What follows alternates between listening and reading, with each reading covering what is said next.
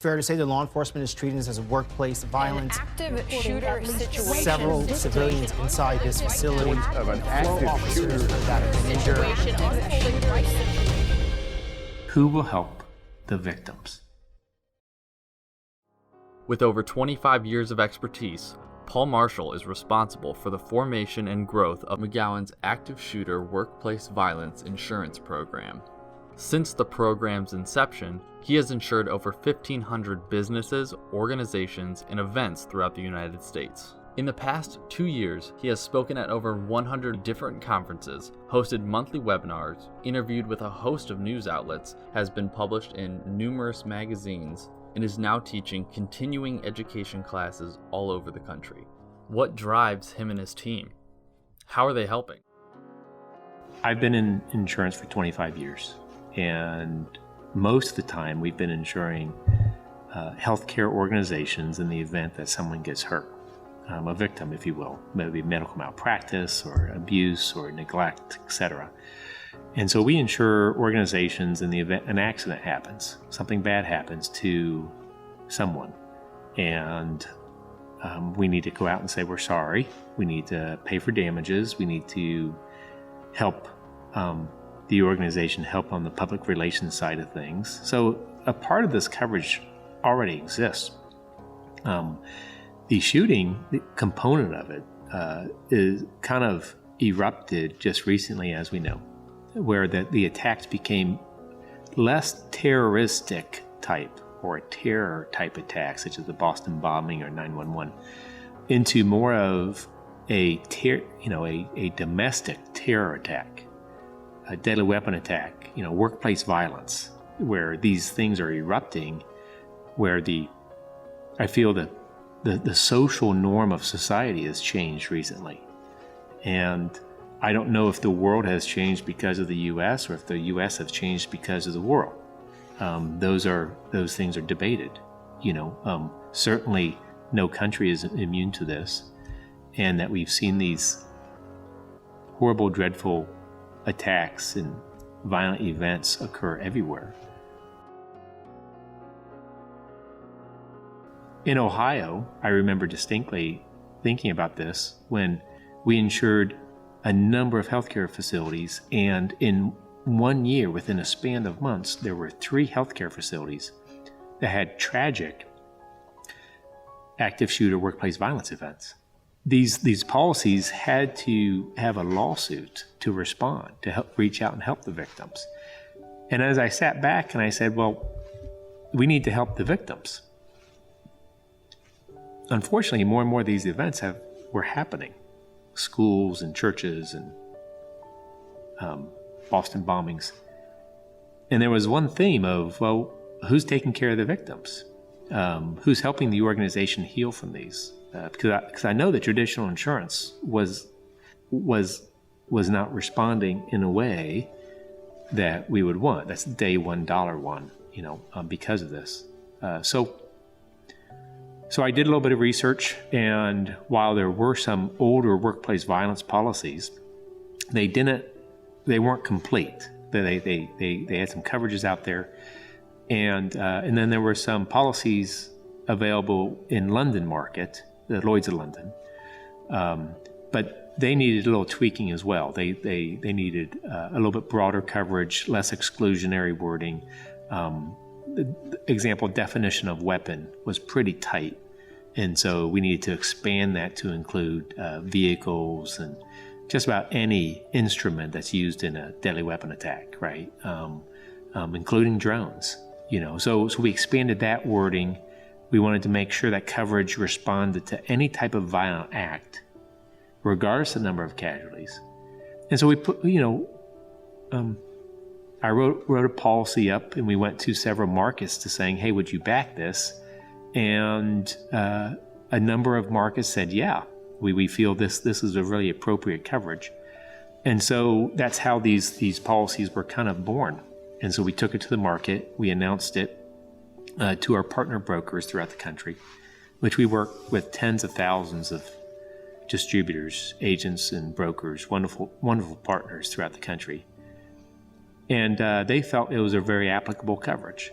they took it to their clients, and their clients said, yes, this is something that's, quote, this keeps me up at night. And so when we hear that as a program manager, an insurer, we know that we're answering, we're filling a void, filling a gap. And so we were off. We launched the product and received tremendous amount of attention from the media, whether it be Wall Street Journal, Washington Post, Insurance Journal, Risk Insurance Magazine, about launching this particular product, and had lots of questions similar. And then there were points along the way that galvanized, our why, that made me and the team understand that while we're creating an insurance product to fill a need, a financial loss, we're also answering the question of who will help the victims. And I say that because those are some very powerful words where I heard them. I did not make them up, but a mother who her child was involved in a shooting in Cleveland. Unfortunately, the young girl was paralyzed and in a wheelchair bound for the rest of her life. And someone had told them, you're going to have to sue the school district in order to be compensated for this loss. Because the traditional insurance just doesn't pay out monies. There has to be potential liability, etc. And so that's what happened. They sued the school district. The lawsuit went on for years, as you can imagine. The mother trying to take care of the daughter and therapies and the expenses of that. And the jury comes out with their verdict. They heard both sides. And fortunately for the insured, unfortunately for the victim, the jury ruled on behalf of the organization, saying they couldn't have prevented this. And while that may have been so, we still had a mother and child, and the child paralyzed. And so the mother asked the question, and the news reporters were in the room, and they reported on it. And I spoke to that reporter firsthand a week later, and he told me the story of the mother just asking the question, who will help the victims? And if it wasn't powerful enough, he picked up on her vernacular, her verbiage. And while there was one single victim in this scenario, she used a plural form. And he couldn't help but realize that she was talking about who was going to help the past victims, the current victims, the future victims of these tragic accidents if the current insurance and legal system is set up not to help them.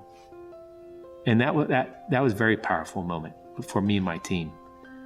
I think we became very strongly committed that this is something beyond insurance, but something that we're helping victims, communities, parishes, churches, nonprofit organizations, heal themselves.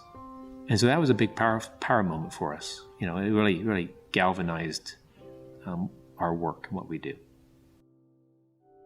McGowan, we're a program administrator, and as opposed to a agent or broker or insurance company, McGowan, we fill a little niche. I like to say it's a insurance incubator.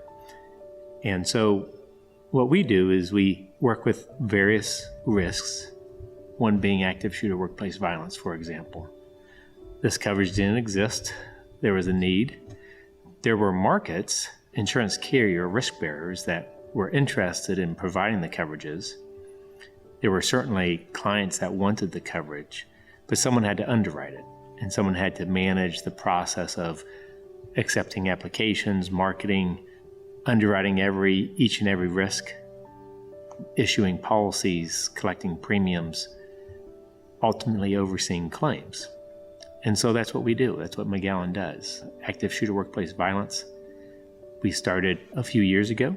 It is one of 15 portfolio of risk products that we offer to the public. We're based in Cleveland, Ohio. We have representatives in just about every state, and we insure risks in just about every state of the country, and we're looking actually to move up into Canada. We work through retail and wholesale brokers, and we pride ourselves on top-notch service and claims handling and just being that true partner with our insurance carriers.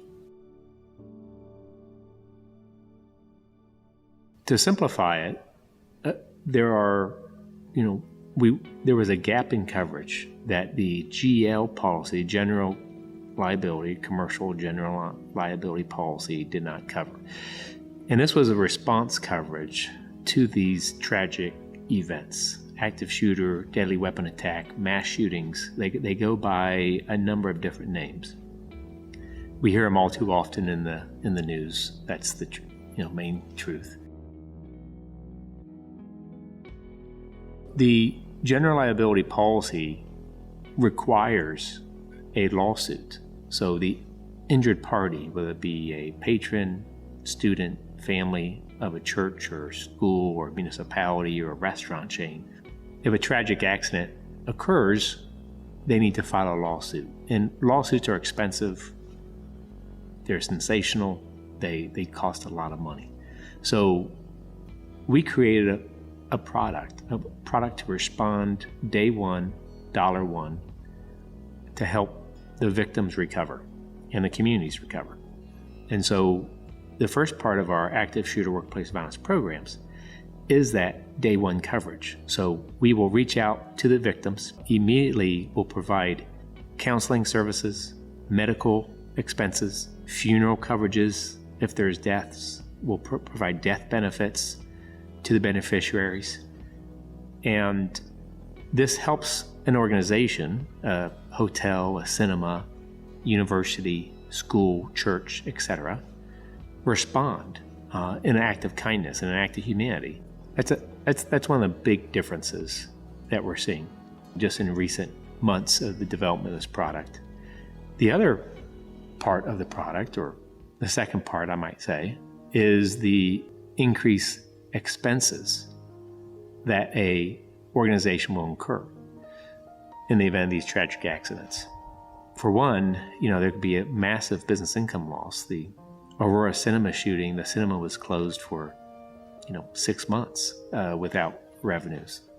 Virginia Tech spent millions of dollars refurbishing the hall and on public relations in crisis management to help make the public feel safe to come back to the university.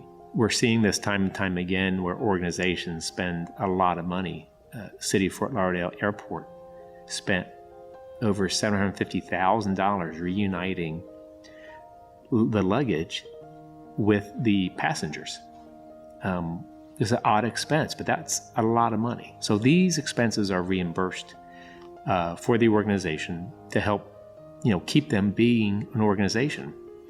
One example of this not happening would be the Pulse nightclub shooting, where Pulse nightclub doesn't exist anymore. Literally, the business was ended. A wonderful business serving the community was ended because of a mass shooting. So these risks are real, and so we like to feel we help organizations offset these exposures. The third part is the third-party liability, where many times these tragic events have large lawsuits, expensive lawsuits. And at that point, no organization is asking what is enough insurance. They're asking how much insurance do we have, and do we have enough? So while our primary coverage to any general liability policy, meaning we're first dollar, we insulate the general liability policy and excess coverages of these large lawsuits. So those three basic parts make up our active shooter workplace violence program as standard coverages. And As time goes on, we're being asked to pick up various exposures, such as tear down, rebuild, and cost for memorials.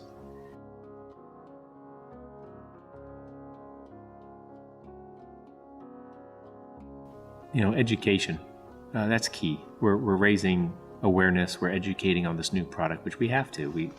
This product didn't exist a couple years ago.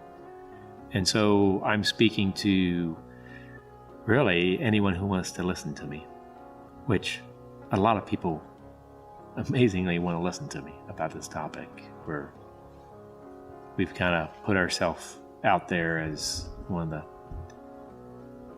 the leaders in this line of coverage. And I think that comes from processing and managing and speaking to hundreds of risk and exposures and agents and insureds every month. And so we learn from them. I feel we're doing a lot. We're probably doing the most of anyone in the country. And that's because we're speaking to 200-300 risks people per month. Every week we're traveling someplace and teaching classes and that kind of stuff. So yeah, I think we're probably on the forefront of that in the insurance world. One of the evolutions that we've come up with was initially we were having people work with a tested service provider, which was great, a crisis responder. But now it's evolved where, as we're bringing on 50 to 100 clients everywhere in the country, it's difficult to do the threat assessments everywhere in the country immediately. So we've reached out to local networks of local service providers all over the country. And a lot of these are the first responders, the police departments and firemen, the sheriff departments, who are doing an incredible job. Department of Homeland Security, I just spoke with them at a conference, and they're offering threat assessments to anyone who asks. And so I think that's the key, is the awareness that it's okay to have sheriff or police in your building and talking to your employees about run, hide, fight, or ALICE training, or basically how are we going to respond if an active shooter situation or an act of workplace violence arises. What's our initial response? And if we can get people from the fright phase into a flight or fight phase, right? So there's a fright where people initially are locked up and they don't know what to do. If we can move people very, very quickly through mental training, right? That I need to stay calm and move and work the plan. The plan is, whether it be as simple from the FBI, run, hide, fight, I think lives will be saved. And so that means a lot to me. I mean, I with having 6 kids myself and a number of them in school, I want to make sure if an event were to happen that they get home safely, as I do with our clients and friends and employees and staff. So education is very important. And that kind of comes with the job that we're talking about, insurance. And then naturally, we talk about how to prevent these events from ever happening.